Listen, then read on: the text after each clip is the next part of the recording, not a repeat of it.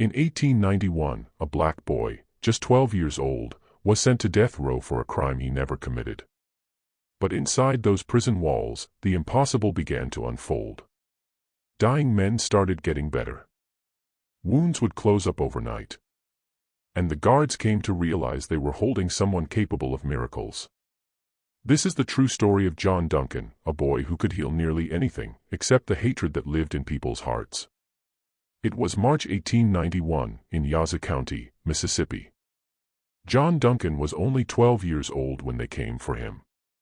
He was a quiet child, small for his age, with soft hands and gentle eyes. Everyone in Cypress Landing's black community knew him. He'd carry water for the elderly. Every Sunday, he sang in church. He never caused any trouble. But none of that mattered once two white girls were found dead near the cotton fields. Before we go any further with this incredible story, please subscribe to the channel and drop a comment letting us know what city you're watching from. Thank you. Now, back to the story. The sheriff found John sitting beneath an old oak tree, crying. His hands were covered in soil. Beside him lay the two girls, wildflowers carefully placed in their small hands. Their white dresses were stained with dried blood. John tried to explain. He told them he found them that way, already dead. He said he tried to help them, tried waking them up. But Sheriff Morton didn't want to hear any of it. All he saw was a black boy alone with two dead white girls. That was enough. They placed chains around John's wrists and ankles, chains made for grown men, too big for him. They dragged along the ground as he walked. His mother screamed and fell to her knees in the dirt, begging. His father tried stepping forward, but two deputies shoved him back hard. The whole community stood in silence as John was loaded into the back of a wagon. No one could do a thing. No one dared try. The journey to Parchman Prison took 3 days. John sat in the back of that wagon, hands in chains, staring at the sky. He didn't understand what was happening. He kept thinking about the two girls, how he found them in the woods, how he knelt and tried to help. He touched their faces and felt how cold they were. He cried over them. And now everyone thought he killed them. The wagon rolled through small towns and past cotton fields that seemed to stretch forever. White people would stop and stare as they passed. Some pointed. Some spat. John heard the names they called him, words he'd heard before but never truly understood the hate behind until now. At night, they'd chain him to a tree while the sheriff and his deputies made camp. John would lie on the hard ground, looking up at the stars, wondering if he'd ever see his family again. On the second day, they stopped in a small town for supplies. A crowd gathered around the wagon. Men in dirty work clothes. Women in long dresses. Children no older than John. They all wanted to see the boy who killed those white girls. Someone threw a rock and hit John in the shoulder. Someone else threw rotten fruit. Sheriff Morton fired his gun in the air to push them back, but John saw the hatred in their eyes. He understood then, he was already dead. The hanging was just a formality. When they arrived at Parchman, the guards looked surprised. They were expecting a man, not a child. The prison was a brutal place, built to hold Mississippi's worst criminals. It was a sprawling farm where prisoners worked the fields in chains, breaking their backs under the scorching sun. Death row sat apart, a long building with small cells where men waited to hang. Deputy Warden Thomas Mitchell was the first to truly look at John. Mitchell was 45, a tall man with gray hair and tired eyes. He'd worked at Parchman for 15 years and thought he'd seen it all. But when they brought John Duncan into his office, still in chains, Mitchell felt something tighten in his chest. This was a child. A scared, confused child who should have been playing with friends, not sitting in chains waiting to die. Mitchell read the charges slowly, hoping somehow they'd change as he read them. Murder of 2 white girls, ages 9 and 7. The evidence was simple and damning. John was found with the bodies. His hands had blood on them. There were no other suspects. The trial had lasted less than 2 hours. The jury, all white men, took just 10 minutes to decide. Guilty.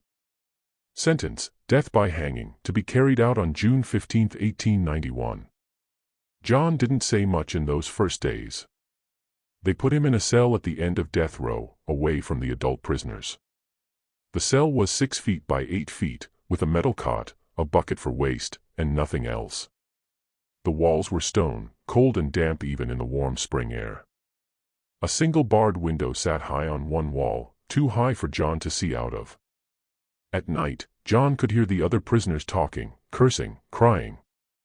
Some screamed in their sleep. The sound of chains dragging on concrete never stopped.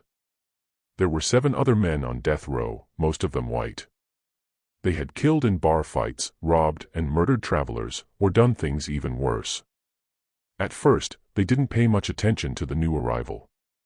But when they realized it was a child, a black child, at that, some began calling out to him, asking what he did, making jokes. Some were cruel. Some were curious. One old man, Henry Walsh, waiting to hang for killing his business partner, told the others to leave the boy alone. Walsh had grandchildren about John's age. Mitchell assigned guard Paul Hendricks to watch over death row. Hendricks was a hard man, 38, with scarred knuckles and a face that rarely smiled. He had fought in barrooms and back alleys most of his life. He'd come from nothing, grew up rough, and learned early that the world didn't give you anything for free. He didn't like his job much, but it paid better than field work and kept him out of the sun. When Mitchell told him about the boy, Hendricks just shrugged. He didn't care who was in the cells as long as they stayed quiet and didn't cause trouble. But Hendricks found himself watching John more than he expected to. The boy was so small in that cell. He'd sit on his cot with his knees pulled to his chest, arms wrapped around his legs, staring at nothing. Sometimes Hendricks would hear him singing quietly, old church songs he recognized from his own childhood, before life beat the religion out of him. The boy's voice was sweet and clear, echoing off the stone walls in a way that made even the hardest prisoners stop and listen. Almost immediately after John arrived, something started happening. Something no one could explain. 3 days after John got to Parchman, a prisoner named Samuel Cross began screaming in his cell. Cross was a white man, 40 years old, waiting to hang for killing a store owner during a robbery. He'd been sick for weeks with a fever that wouldn't break. The prison doctor, an old drunk named Foster who barely knew medicine, said it was probably pneumonia, and there wasn't much they could do. In 1891, pneumonia was often a death sentence. That night, Cross's screaming got so bad that Hendricks went to check on him. The man was burning up, shaking violently, barely breathing. His skin was pale as paper and slick with sweat. His eyes were rolled back in his head. Hendricks figured he'd be dead by morning. Maybe that was mercy, better than hanging. He walked past John's cell on his way back to his post, and the boy was standing at the bars, watching with those big, sad eyes. His small hands gripped the metal bars tight. Hendricks stopped. "What are you looking at, boy?" John didn't answer right away. Then he said softly, "That man is real sick. He's scared." Hendricks grunted. "Yeah, well, he's dying. Nothing to be done about it." John kept staring toward Cross's cell. "Maybe there is," he whispered, so quietly Hendricks almost didn't hear it. The next morning, Samuel Cross was sitting up in his bed, eating the awful prison breakfast like it was a feast. The fever was gone. His breathing was normal. His color was back. He said he felt better than he had in months, actually, better than he had in years. The pain in his joints that had bothered him for a decade was gone. The constant headache he'd lived with had vanished. He felt strong and clear and new. The prison doctor came to examine him and couldn't find anything wrong. It was like the sickness had never existed. Foster scratched his head and muttered about miracles, checking Cross 3 more times to be sure. The other prisoners heard about it and talked among themselves. Some said Cross was faking, that he was never that sick to begin with. But Hendricks had seen him. The man had been dying. There was no question about it. Hendricks thought it was just luck. Sometimes people got better on their own. The body was strange like that, unpredictable. He'd seen men survive things that should have killed them and seen men die from small wounds that seemed like nothing. But then it happened again. A week later, another prisoner, James Wilson, cut his hand badly on a piece of broken metal he was trying to shape into something useful. Prisoners weren't supposed to have metal, but they always found ways. The wound was deep, bleeding heavily, down to the bone. The doctor stitched it up with thick black thread but said it would probably get infected. Back then, infections killed people all the time. There were no antibiotics, no real medicine. A bad cut could mean death, especially in a place as dirty as a prison. Wilson's cell was 2 down from John's. That night, Hendricks heard Wilson groaning in pain. He went to check and found the man holding his bandaged hand, rocking back and forth. The bandage was already soaked through with blood. Hendricks gave him some whiskey to help with the pain and left. When he came back an hour later to check again, John was standing at his cell bars, staring in Wilson's direction. His small hands gripped the metal bars so tight his knuckles were white. Sweat stood out on the boy's forehead, even though the night was cool. The next morning, Wilson unwrapped his bandage to change it. The wound was healed, not healing, healed. The stitches were still there, but the skin around them was pink and new, like the cut had happened weeks ago instead of yesterday. Wilson showed everyone who would look, holding his hand up to the bars. The prison doctor examined it carefully and had no explanation. He wrote in his report that he must have been mistaken about how deep the cut was. But Hendricks had seen it. He knew how bad it was. Hendricks started to notice a pattern. Every time someone got sick or hurt on death row, they got better. And every time it happened, that boy John was standing at his bars, watching, or sometimes lying on his cot with his eyes closed and his hands pressed together like he was praying. A prisoner with a rotten tooth that had been causing him agony for months woke up one morning pain-free. The tooth had somehow saved itself. A man with terrible stomach cramps that lasted for days suddenly felt fine. A guard who twisted his ankle badly walking down the stairs could walk normally the next day. It all started after John Duncan arrived. Mitchell noticed it too. He was a careful man, trained to see patterns, to notice when things weren't right. He started keeping records, writing down every incident in a leather notebook he kept locked in his desk, a prisoner's name, what was wrong with them, when it got better, and whether John had been nearby. The pattern became impossible to ignore. One night, Mitchell went down to death row alone. It was late, past midnight. Most of the prisoners were asleep. The only sounds were snoring and the occasional cough. He walked slowly to John's cell, his boots echoing on the stone floor. He found the boy sitting on his cot, knees pulled to his chest, staring at the wall. John looked up when he heard footsteps. His eyes were red, like he had been crying. Mitchell pulled up a stool and sat down outside the cell bars. For a long time, neither of them spoke. Then Mitchell asked him directly, keeping his voice low so the other prisoners wouldn't hear. "Son, are you doing something to these men? Are you helping them somehow?" John didn't answer right away. He looked down at his hands, turning them over slowly, studying his palms like they belonged to someone else. Then he nodded once. Mitchell felt his heart beat faster. He had suspected it, but hearing the boy confirm it made it real. "How? How are you doing it?" John's voice was so quiet Mitchell had to lean closer to hear. "I don't know how, sir. It just happens. When someone's hurting real bad, I can feel it, like their hurt is inside me too. And if I think about them hard enough, if I really want them to be okay, sometimes the hurt goes away. It moves from them to me, and then it just disappears." Mitchell asked if it hurt John when he did it. The boy nodded again, more firmly this time. "Yes, sir. It feels like their pain moves into me for a little while.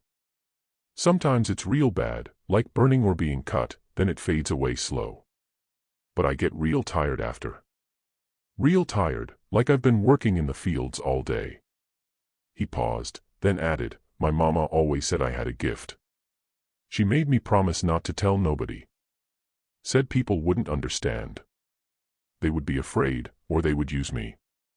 Mitchell sat there for a long time, looking at this child who could do impossible things. His mind raced with questions, with doubts, with wonder. Finally, Mitchell asked John what really happened that day in the woods with the two girls. John's eyes filled with tears that spilled down his cheeks.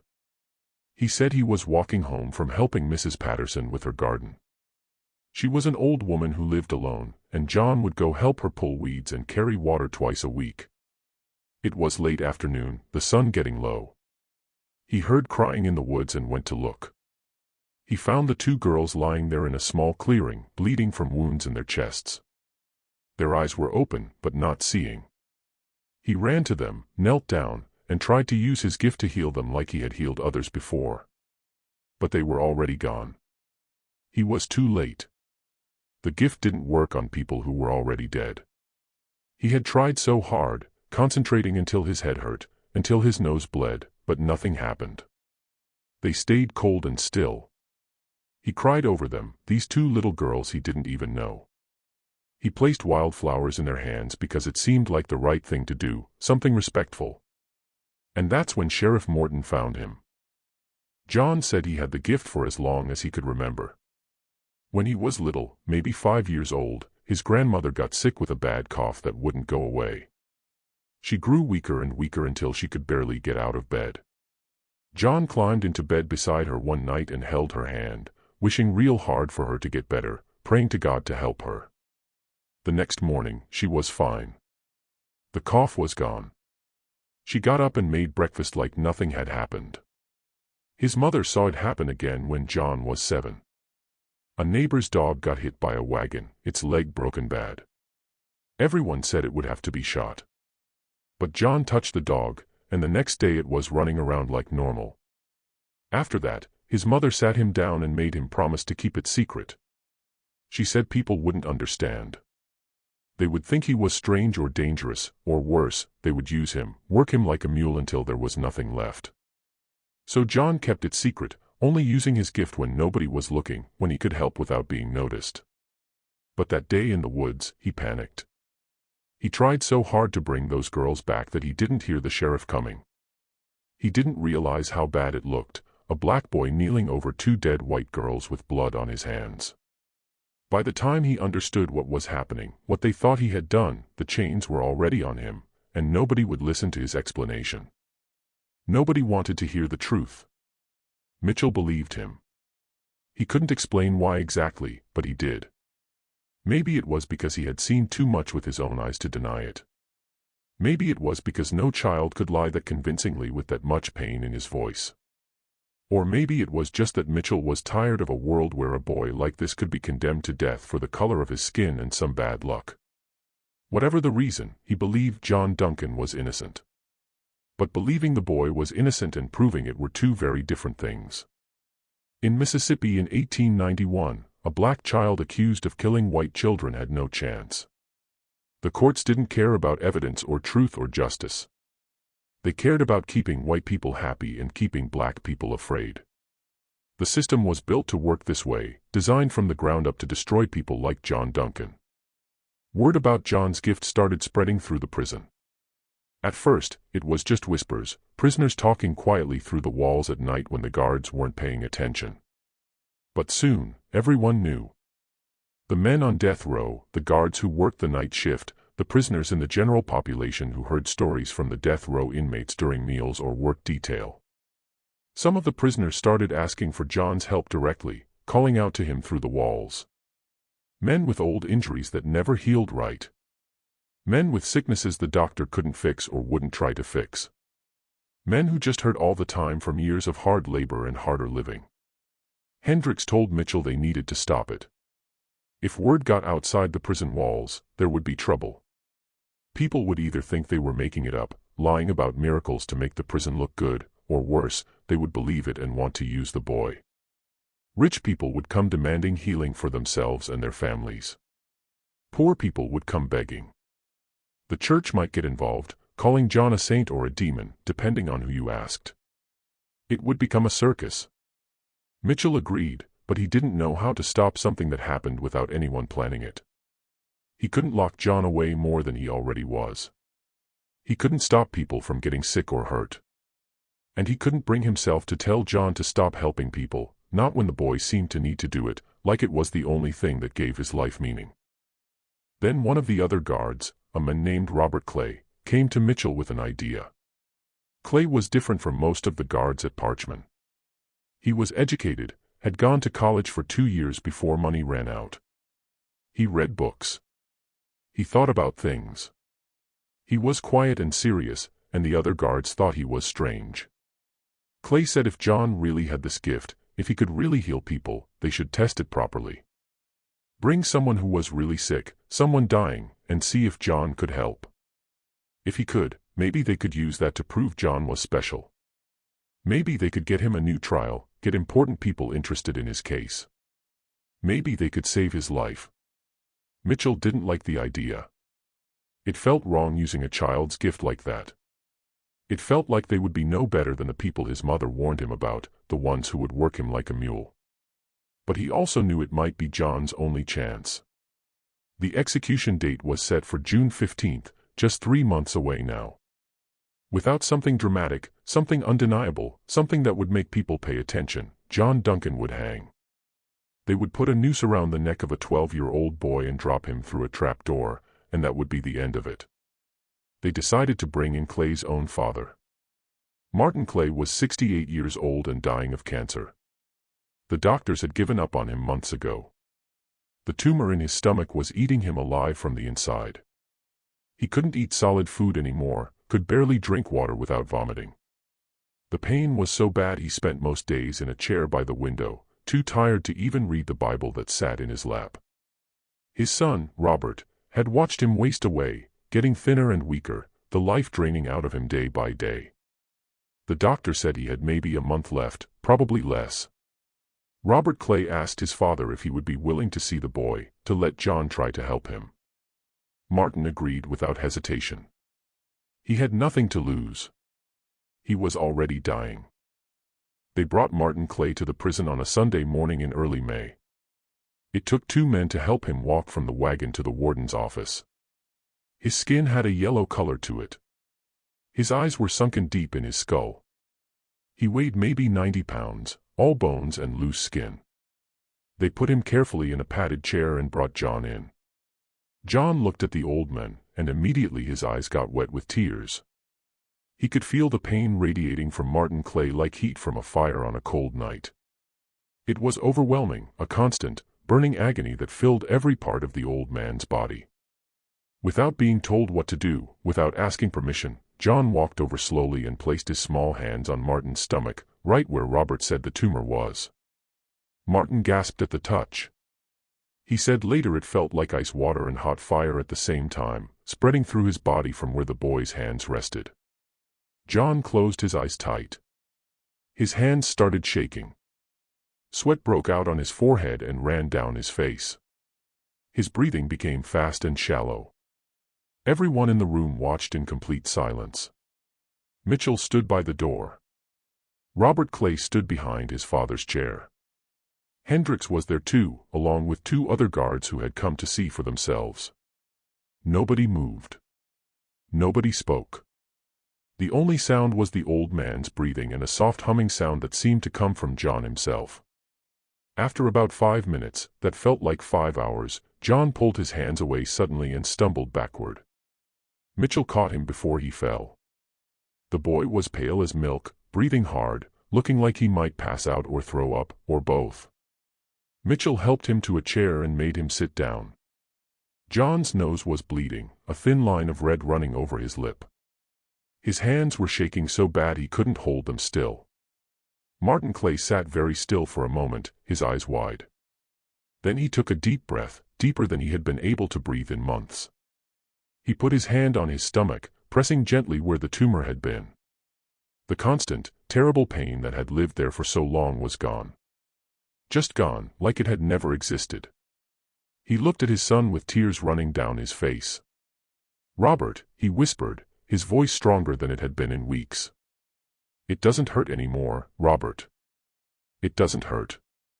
Over the next week, Martin Clay got stronger, not all at once, but steady and sure. He started eating again. Small amounts at first, then more. The yellow color left his skin. He could walk without help.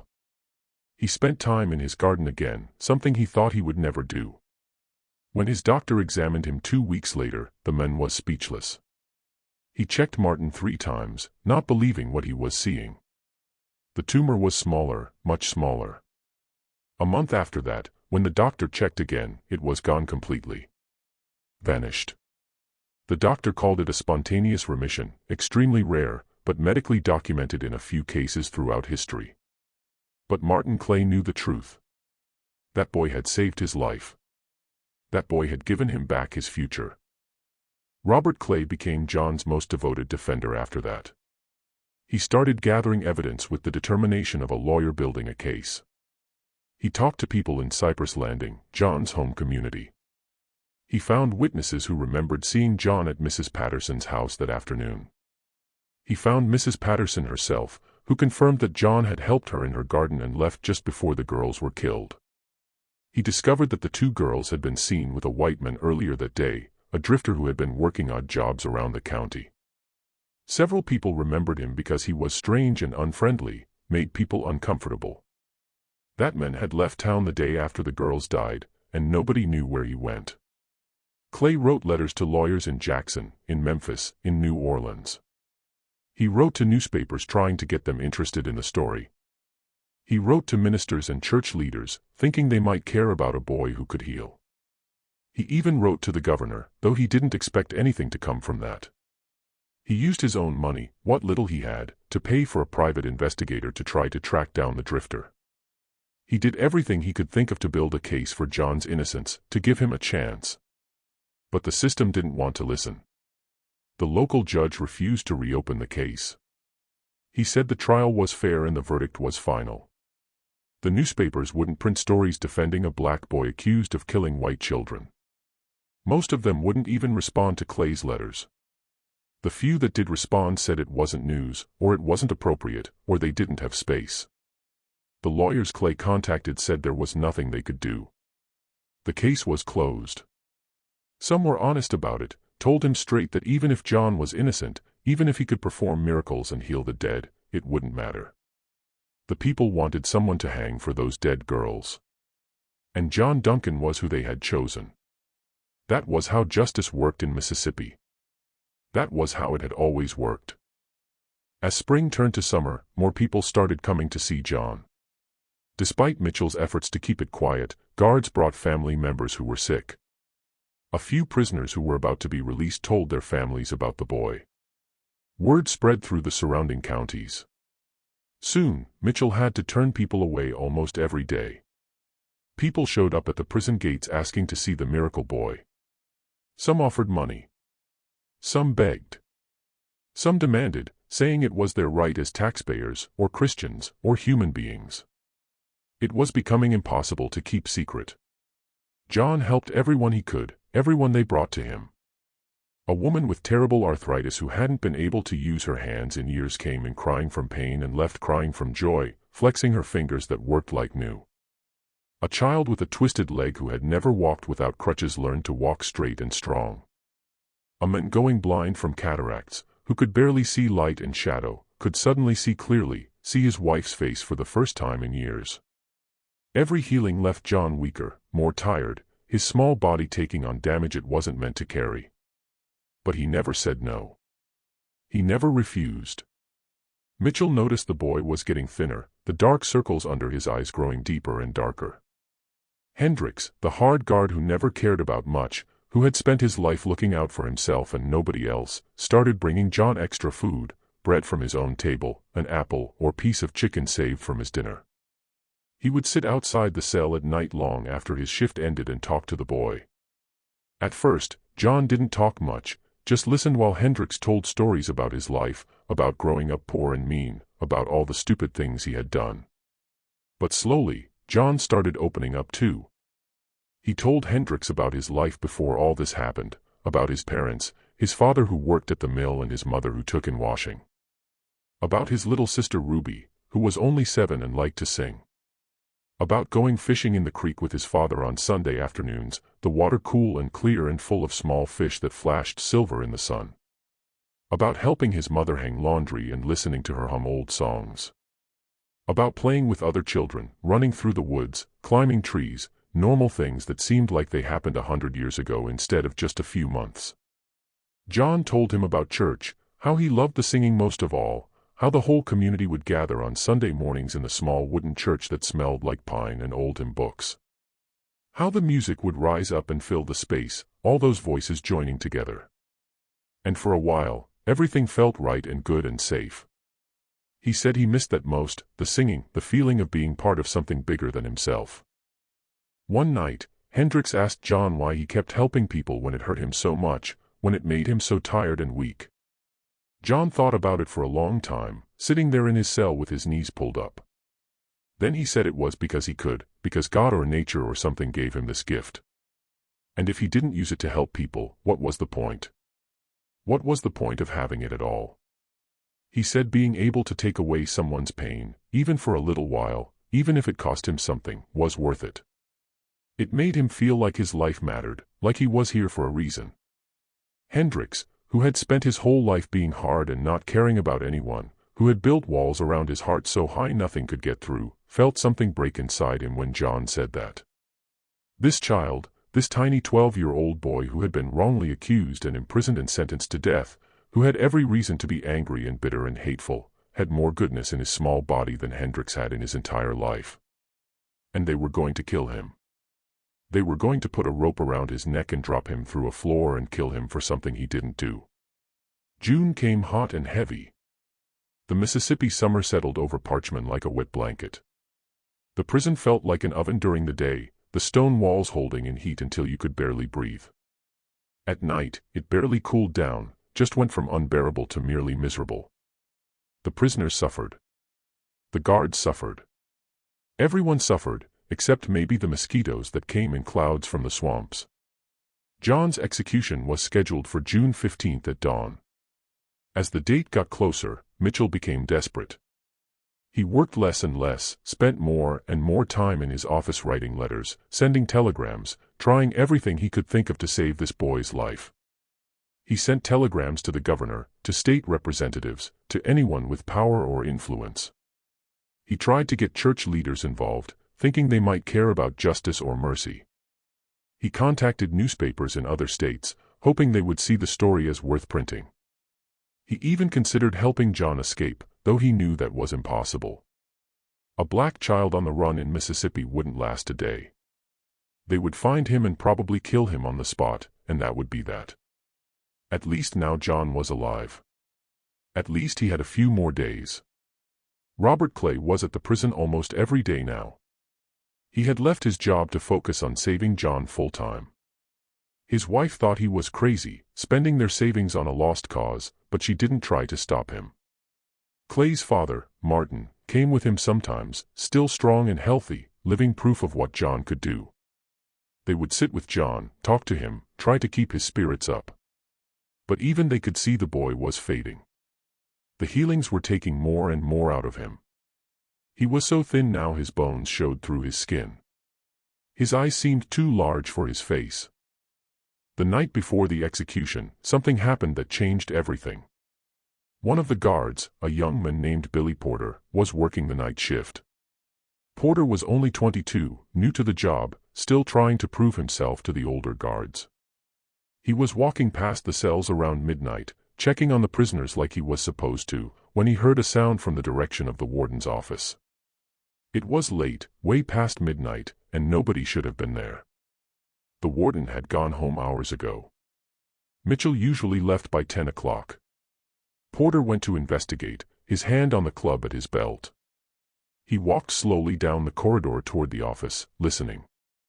He heard voices, angry and raised. He couldn't make out the words, but he could hear the emotion. When he got to the office door, which was slightly open, he peeked through. Inside, he saw Deputy Warden Mitchell sitting at his desk. Standing in front of the desk was Robert Clay, and he was holding a gun. Porter froze, not sure what to do. He heard Clay shouting at Mitchell, saying he had to help John escape, that it was the only way. Mitchell was shaking his head, saying it was impossible, they would both hang for it, and John wouldn't get 10 miles before they caught him. Clay was crying, waving the gun around. He said he didn't care anymore, that he couldn't stand by and watch them kill an innocent child, that he would rather die trying to save him than live knowing he didn't try. Porter should have gone for help. That's what he was trained to do. But he was young and scared and didn't know what to do. He stood there frozen, watching through the crack in the door. He saw Clay and Mitchell arguing, saw Mitchell stand up and try to reach for the gun. They struggled, and then the gun went off. The sound was impossibly loud in the small office. Mitchell fell back into his chair, blood spreading across his chest. Clay stood there staring at the gun in his hand like he couldn't believe what just happened. Then he dropped it and ran, pushing past Porter in the doorway and disappearing into the night. Porter stood there for a few seconds in shock. Then he started shouting for help.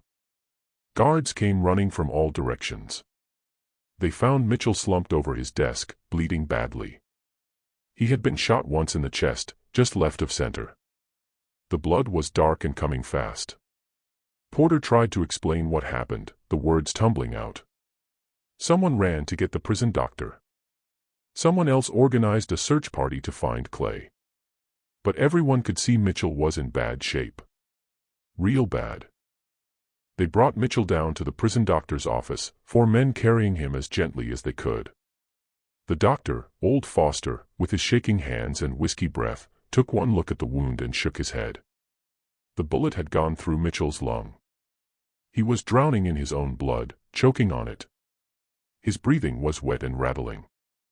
His skin was turning gray. Foster said there was nothing he could do. Mitchell would be dead within the hour, maybe less. The nearest real hospital was 2 days away by horse and wagon. There was no time. There was nothing anyone could do. Hendricks stood there watching his boss and friend dying, blood bubbling from his lips with each shallow breath. And suddenly he knew what had to be done. He didn't think about it, didn't plan it, just acted. He ran down to death row, his boots pounding on the stone floor. He grabbed the keys from the wall and unlocked John's cell. John was awake, sitting on his cot, looking scared. He had heard the gunshot, heard the shouting. Hendricks grabbed the boy's arm and pulled him up. "Come with me. Now." John didn't ask questions, just followed as Hendricks dragged him through the corridors back to the doctor's office. The other guards tried to stop them, asking what Hendricks was doing, but he pushed through them. He didn't care any more about rules or consequences. He had spent his whole life following rules, and where had it got him? Nowhere good. He brought John into the room where Mitchell lay dying. Mitchell's eyes were half closed, his breathing rattling and wet with blood. There was so much blood on his shirt, on the table, on the floor. Hendricks practically threw John toward the table. "Help him," Hendricks said, his voice breaking. "Please, son, he's a good man. He tried to help you. He's been trying to save you. Please." John looked at the dying man, and his eyes went wide. He could feel the damage inside Mitchell's body, could feel the torn lung and the blood filling up his chest and the heart struggling to keep beating. It was bad, worse than anything he had tried to heal before. But he didn't hesitate. He climbed up on a stool so he could reach better and placed both his small hands over the wound on Mitchell's chest. Blood soaked through his fingers, warm and sticky. He closed his eyes and concentrated harder than he ever had before. Everyone in the room watched in silence as the boy's hands began to glow with a soft blue light. At first, it was so faint they thought they were imagining it, that it was just the lamplight playing tricks. But it got brighter, pulsing in rhythm with Mitchell's failing heartbeat. The light grew and grew, casting strange shadows on the walls, turning everything in the room blue and cold and beautiful. John started to shake violently. His nose began to bleed, thin lines of red running down over his lips and chin. He made a sound deep in his throat, half cry and half moan. But he didn't stop. He kept his hands pressed to Mitchell's chest, even as his own body trembled and shook. The light got brighter and brighter, so bright that everyone had to look away, shielding their eyes. It filled the room like lightning, like the sun itself was shining through the boy's hands. Then suddenly it stopped. The light vanished like someone blew out a candle. John collapsed, his small body crumpling like paper. He fell off the stool and hit the floor hard. Hendricks caught him, rolled him over. The boy's eyes were open, but not seeing anything, staring at nothing. Blood ran from his nose and ears, staining Hendricks's shirt. His breathing was shallow and fast, like a bird's. When Hendricks picked him up, the boy felt like he weighed nothing at all, like he was made of paper and air and light instead of flesh and bone. Everyone rushed to Mitchell. He took a deep breath, then another, clear and strong. The wet rattling was gone. The blood stopped flowing from the wound. Someone opened his shirt to look and gasped. Where the bullet hole had been, there was only pink new skin. The bullet itself had been pushed out somehow, lying on the table in a pool of blood. Mitchell's eyes opened fully. He looked around, confused, touching his chest. "What happened?" he asked. His voice was steady and strong. "I feel fine.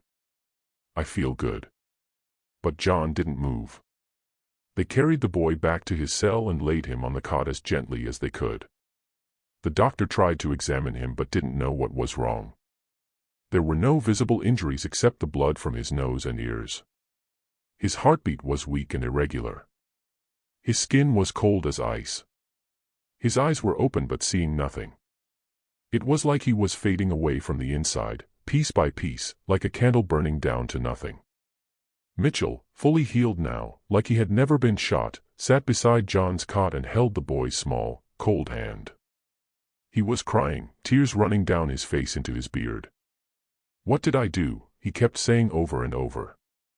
"What did I do to him? He saved me, and I killed him. What did I do?" John opened his eyes once, several hours later. The sun was starting to come up, pink light filtering through the high window. He looked at Mitchell and smiled just a little, his lips barely moving. "It's okay," he whispered, his voice so faint Mitchell had to lean down close to hear. "You're a good man. You tried to help me. I know you tried. It's okay." Then his eyes closed again, and he didn't open them for a long time. Dawn came on June 15th, the day John was supposed to hang. But instead of preparing an execution, the guards stood around his cell watching a child die slowly. Mitchell sent word to cancel everything. He told them to dismantle the gallows, to send the witnesses home. He didn't care any more about orders or the law or what people would say. If they wanted to fire him, let them. If they wanted to charge him, fine. He wasn't going to let this boy's last hours be spent preparing to kill him. They caught Robert Clay trying to board a train in Jackson, trying to leave the state.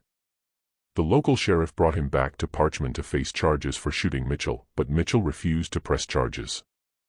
He said it was an accident, that the gun went off during a struggle over something else entirely, that Clay was trying to leave for personal reasons that had nothing to do with the shooting. The sheriff didn't believe him, but without Mitchell's cooperation, there was no case. They had to let Clay go. Clay went immediately to the prison when he heard John was dying. They let him in. He ran down to death row and fell to his knees beside John's cot. The boy was barely conscious by then. 3 days had passed since he healed Mitchell. In that time, he hadn't eaten or drunk anything. His body seemed to be shutting down, system by system, like a machine running out of power. Clay sat beside him and cried like a child. He told John he was sorry, that he never meant for any of this to happen, that he only wanted to save him. John squeezed his hand weakly, the only sign that he heard. Mitchell finally sent word to John's parents on the 4th day. He should have done it sooner, but he kept hoping the boy would get better, that he wouldn't have to make that terrible letter. But John was getting worse, not better. His breathing was shallow and irregular. His skin was gray. His eyes stayed closed. The doctor said there was nothing medically wrong with him, but he was dying anyway, dying from the inside out.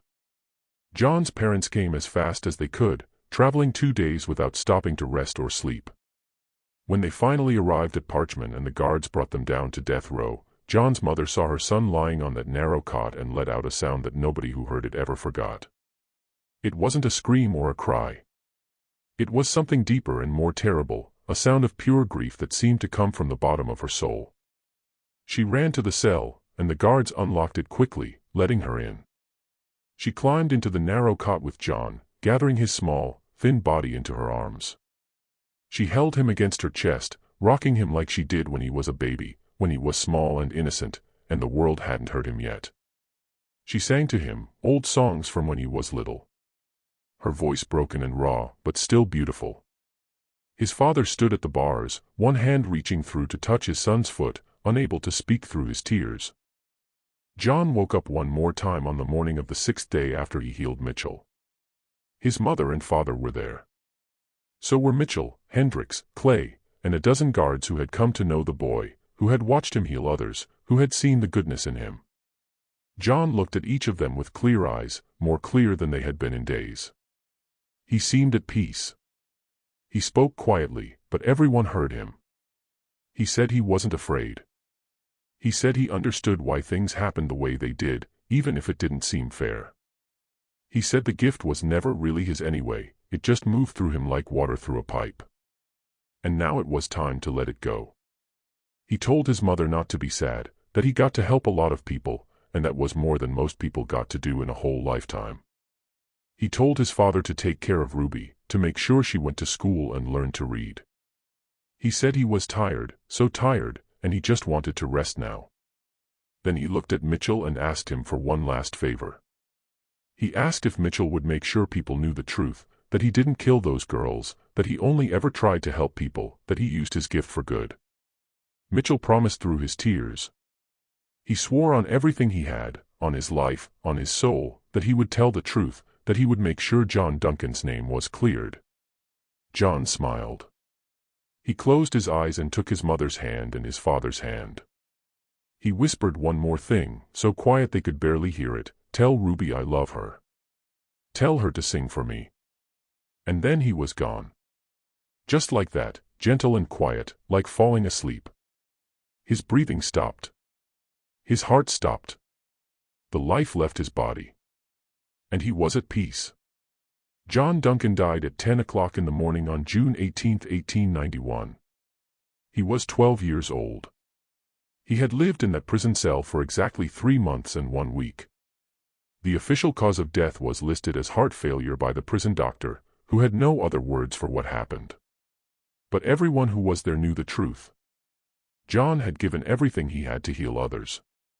He had burned himself out like a candle, using up every bit of light inside him until there was nothing left.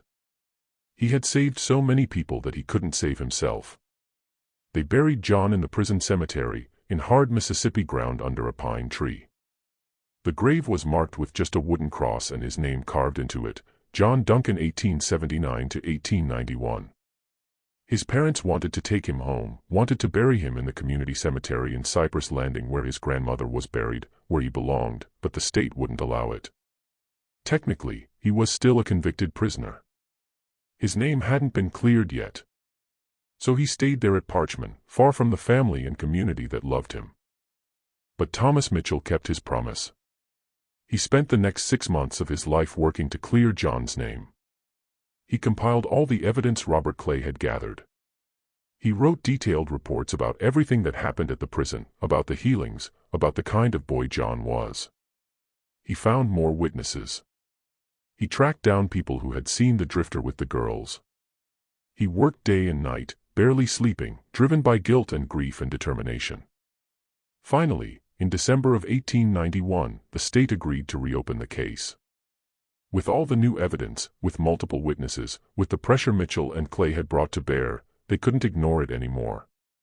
A new hearing was held. The judge reviewed everything, and on Christmas Eve 1891, John Duncan was officially declared innocent. His conviction was overturned. The state admitted, quietly and without much fanfare, that they had executed the wrong person.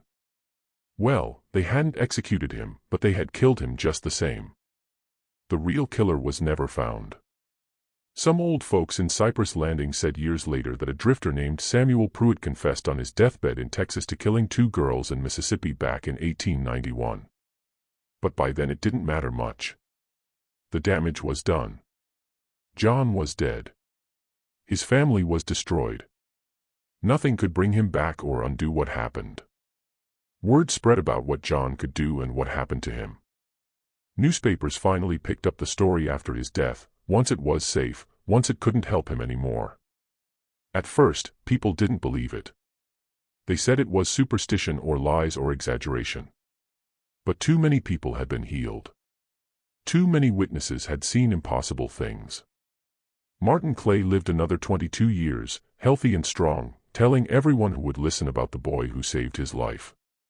He died in 1913 at age 90, having outlived most of his own children. And his last words were about John Duncan. Thomas Mitchell left Parchman Prison in 1892. He couldn't work there anymore, couldn't walk those halls without seeing John's face, without hearing his quiet voice singing hymns in the night. He spent the rest of his life working for prison reform, trying to change a system that would condemn a child to death based on nothing but skin color and bad luck. He gave speeches, wrote articles, lobbied legislators. He became known as a voice for justice, though he always said he was just trying to make up for his failure to save one boy. He died in 1935 at age 79. And they say his last words were an apology to John Duncan.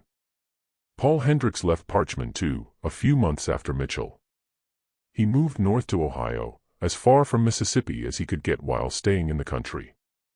He became a different kind of man there, softer, kinder, more patient. He volunteered at a children's hospital, reading to sick kids, bringing them toys. He never married, never had children of his own. People who knew him in Ohio would have been shocked to learn about his past, about the hard, mean man he used to be. He died in 1921, and in his will he left everything he had to organizations that helped sick children. It wasn't much money, but it was everything he had. Robert Clay never forgave himself for what happened to Mitchell, and indirectly to John. He fell into depression after John's death, barely able to function. His wife left him, taking their children, unable to watch him destroy himself. He lost his job, then his house. He ended up living in a boarding house, doing odd jobs to survive. But he kept John's memory alive. He wrote a book about him, published in 1895, called The Healing Boy of Parchman. It didn't sell many copies, but the people who read it were moved by it. Clay died in 1903, probably from drinking too much alone in that boarding house. They found John's photograph on his bedside table. John's mother died 3 years after her son, in 1894. People said it was pneumonia, but everyone knew it was really a broken heart. She never smiled again after John died. She stopped singing. She stopped going to church. She just faded away slowly until there was nothing left. John's father lived longer but was never the same. He became quiet and distant, working at the mill but not really living. He died in 1906. Ruby, John's little sister, grew up and moved north to Chicago. She became a teacher, married a good man, had children of her own. She named her first son John, and she told him stories about his uncle who could work miracles.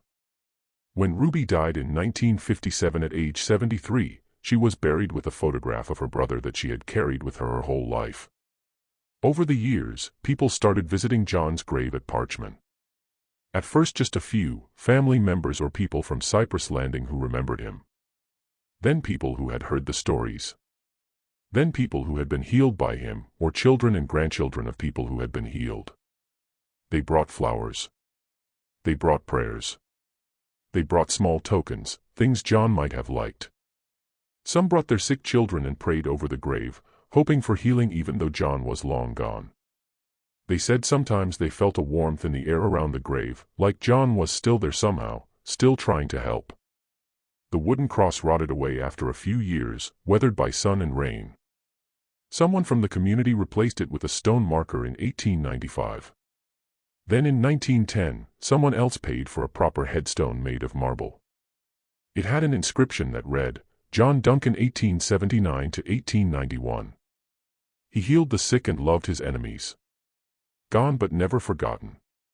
By 1920, there was a small fence around the grave, painted white, kept neat by volunteers. People left flowers there year-round. On the anniversary of his death, June 18th, people would gather for a memorial service. They sang the old hymns John used to sing.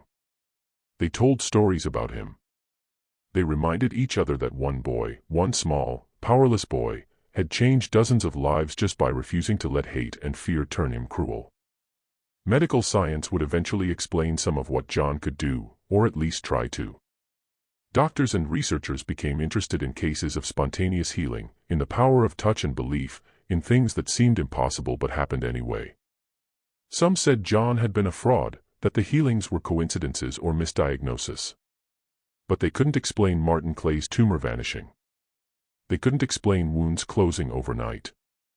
They couldn't explain a bullet wound healing in seconds. So mostly they just avoided talking about it because it didn't fit into their understanding of how the world worked. But no scientific explanation could capture what John Duncan really was. He was a boy who chose kindness in a world full of cruelty. He was someone who gave everything, literally everything, to help others. He was proof that real power doesn't come from violence or hate or fear, but from love and compassion and the willingness to sacrifice yourself for someone else. The prison at Parchman still stands today, though it's been rebuilt and changed many times over the years. But the old death row section where John spent his last days was torn down in 1934. Some of the guards who worked there before it was demolished swore they could hear a child singing at night when they worked late shifts. They said the voice was beautiful and sad, singing old hymns that their grandmothers used to sing. They said the sound made them feel peaceful, like someone was telling them everything would be okay, that there was something beyond this hard world, something better waiting. Thomas Mitchell lived until 1935, long enough to see some of the changes he fought for.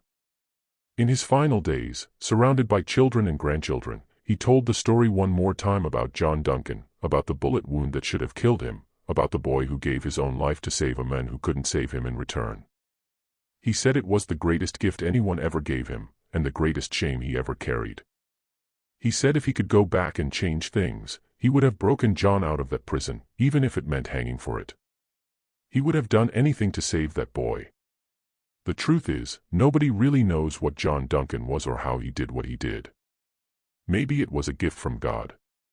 Maybe it was something in his body, some genetic accident that science still can't explain. Maybe it was just love made visible, the purest form of human compassion turned into something physical and real. Or maybe it was all three at once, or something else entirely that we don't have words for. What we do know is this: in 1891, a 12-year-old black boy was sentenced to death for a crime he didn't commit. And in the short time he had left, facing his own death, he chose to heal instead of hate. He chose to give instead of take. He chose to love people who were part of the system killing him. That's not just a miracle of the body. That's a miracle of the soul. That's proof that even in the darkest places, even in the most broken systems, even when the world is cruel and unjust and wrong, there can still be light. There can still be goodness. There can still be hope. John Duncan's gift wasn't just healing bodies. It was healing souls. Everyone who met him, everyone who witnessed what he could do, everyone who heard his story was changed by it. Some became better people. Some fought harder for justice. Some simply remembered that there's more to this world than what we can see and touch and understand. Some realized that every single person, no matter how small or powerless they seem, has the ability to change the world. The boy who could heal anything except the hatred in people's hearts didn't actually fail at that either, because his story, his sacrifice, his choice to love instead of hate changed hearts too. Maybe not all of them. Maybe not even most of them. But some. And sometimes some is enough. Sometimes one light in the darkness is enough to help others find their way. More than 130 years have passed since John Duncan died in that prison cell. The world has changed in ways he couldn't have imagined. But his story remains, passed down through generations, told and retold, reminding us of something we too often forget, that kindness is its own kind of power.